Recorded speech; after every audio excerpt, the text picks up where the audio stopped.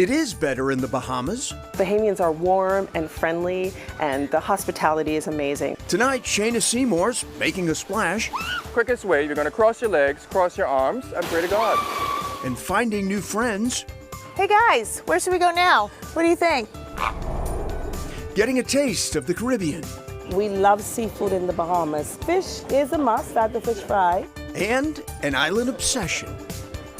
Oh! Bound for the Bahamas. Tonight on Chronicle.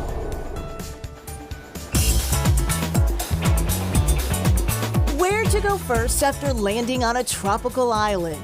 The beach, of course, and the Bahamas has plenty of them.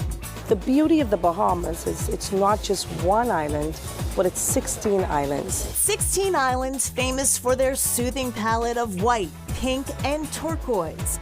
In the Bahamas, Paradise offers options. Exuma and Eleuthera are oases of calm.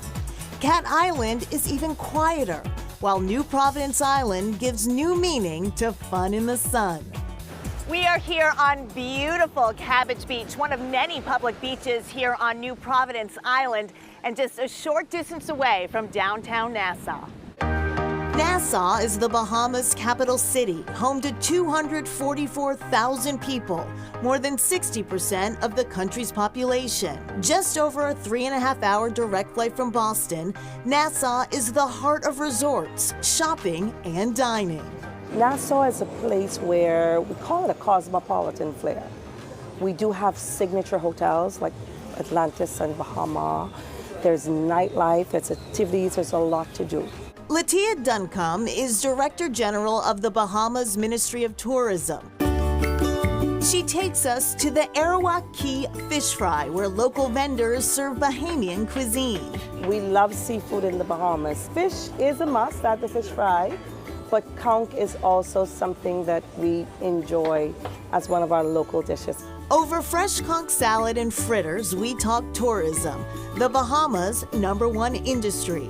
7 million visitors came here in 2022, just short of a record 7.2 million in 2019. 85–90% of the visitors that come to our shores are from the United States. Around 25% actually come from the Northeast.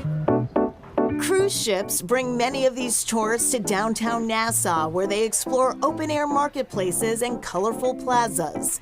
Most of these pink government buildings were built when the Bahamas was a British colony, says Chris Curry, Associate Professor of History at the University of the Bahamas. We certainly want to highlight Parliamentary Square. The buildings date back to the Loyalist period around 1810. And so you have, of course, our House of Assembly, which dates back to 1729. Steps away, the Pompeii Museum of Emancipation and Slavery stands on the site where enslaved people were once sold at auction. It's a story that has to be told because otherwise we may forget. Now it's a 2-story building that houses our Pompeii Museum, named after the famous rebel insurrectionist led a revolt between 1828 and 1832 in Exuma.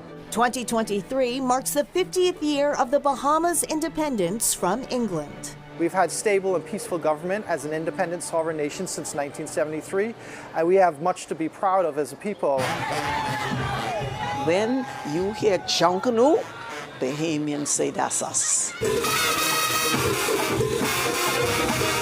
Junkanoo is the Bahamas' most beloved tradition, says educator and curator Arlene Nash Ferguson.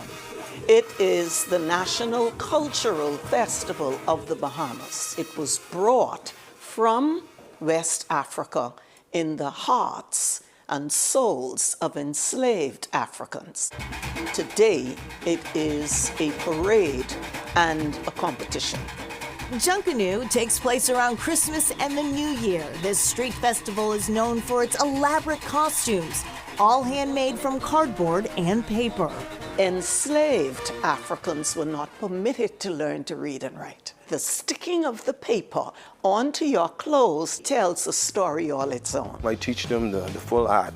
I teach them how to wire the costume, how to put it on the cardboard, the colorations of costuming. Quentin Barabbas Woodside is proprietor of the Junkanoo World Museum and Art Center. Inside, a prized collection of costumes, no two alike. So all the fringe for all of those hundreds and hundreds of costumes, is cut just like this. Just like this. There's no machine. No machine. It's all hand done. All hand done. If you're carrying a lead costume, you need at least over 20,000 strips. Artists and volunteers work a year in advance to ensure Junkanoo is a joy to watch and experience. We build it to teach the young ones to keep it alive, to keep our culture alive. Junkanoo is something that keeps the community and keeps people together. It's fun. Blue water looks great. Oh my gosh. And as we mentioned, the Bahamas celebrated its 50th year of independence last year. Yes, a lot of activities, including a very big Junkanoo parade and a new National Junkanoo Museum as well. And just a funny side note, when we were interviewing the director of tourism, she mentioned that her sister-in-law worked at a Boston television station. Well, it turns out it was Channel 5 and it's Stacia Patton-Bowe, and she is one of our technical directors. It certainly is. Small world. That's awesome. Up next, there's always a Massachusetts connection.